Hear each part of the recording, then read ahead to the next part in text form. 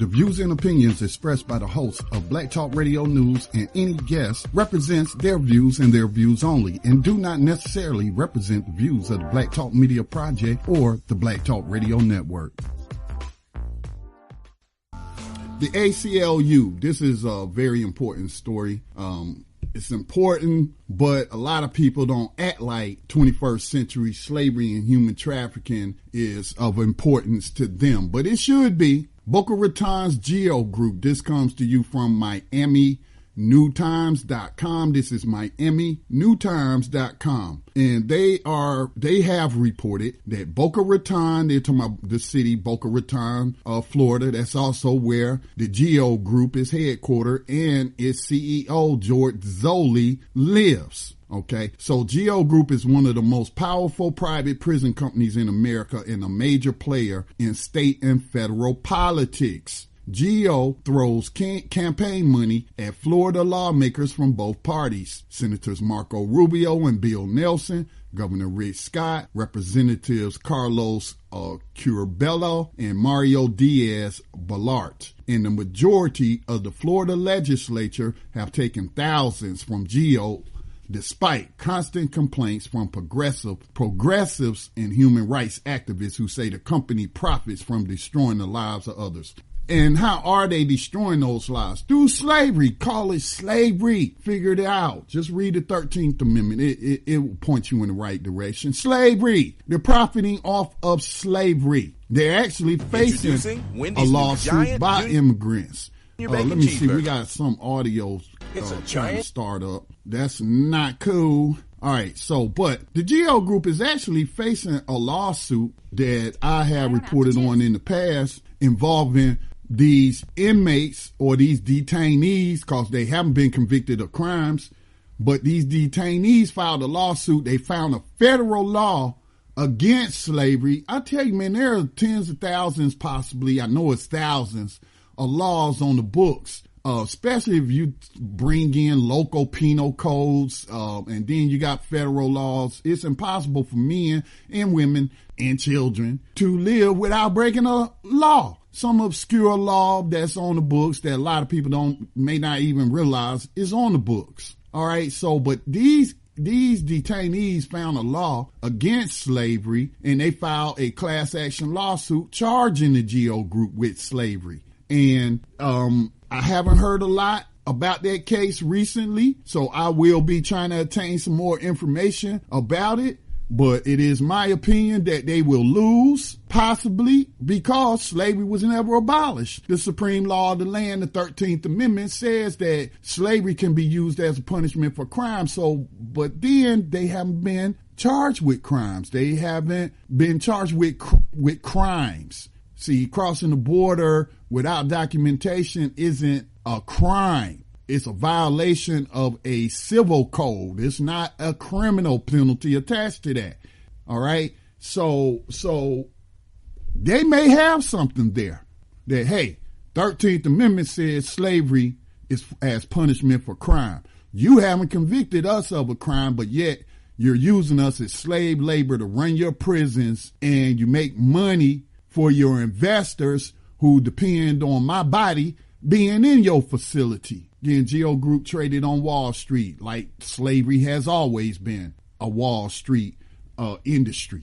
So they may have something there. I will, again, try to get some more information to follow that up. But now, according to the ACLU, ICE agents at GEO's 1,500-bed Colorado detention center are retaliating against Iraqi nationals who have joined an ACL class action lawsuit to stop the U.S. from deporting them. The ACLU says employees at the GEO facilities are denying Iraqis food, water, and the restroom to intentionally make their lives a living hell. So it writes that the Trump administration agreed to take Iraq off its list of countries covered under the so-called Muslim ban if Iraq agreed to accept its ICE deportees. So we're getting into several different issues here. You can argue immigration law all day long, but there is nothing that you can tell me that justifies holding people food, withholding food, water, and access to the restrooms. These people have human rights. The GEO Group isn't humane. It's not treating people humanely. But since when has slavery ever been humane? This is disgusting. This is very disgusting. So, I talked about former sheriff, Milwaukee County Sheriff David Clark. See, he ran off while that jail is being investigated. Several other deputies for killing a man by how? How did they kill that man? By withholding water. For days, this man was begging. Other detainees in the jail were begging for this man. Give this man some water. And then this man dies. This happened over a period of 7 days. Why isn't David Clark facing charges? Why is only the deputies facing charges? I bring this up to point out to you that this treatment of these Iraqi nationals is not an anomaly. It's not anything that hasn't been happening to American citizens as well as undocumented immigrants. This has been going on for hundreds of years. Very disgusting. And this is why I don't put a whole lot of weight behind the United Nations. They come here, they take testimony, they've done their little investigations. It wasn't highly publicized. And they called the United States out for human rights violations. But where are the sanctions? Y'all so quick to sanction some country that the United States says it needs to attack, like Libya, like Iraq, and y'all so quick to sanction. Where are the sanctions on the United States? World community, United Nations. So we hear these Americans here, certain segment of Americans here who love to hate on the United Nations, threatening to defund it, and just don't have a high opinion of the United Nations. Well, guess what? I don't have a high opinion of them either, but it's for different reasons. Y'all angry because the United Nations will, every once in a while, condemn the United States. But those words, no actions really follow those words. You can speak all the words you want to. If there's no action behind those words, if those words are not conveying that you're about to take some action, then you might as well keep your words. So the GEO Group is involved in a human rights crime with complicity from the United States government. That's the country you live in. That's where we live. This is the so-called beacon of freedom they like to tell us about.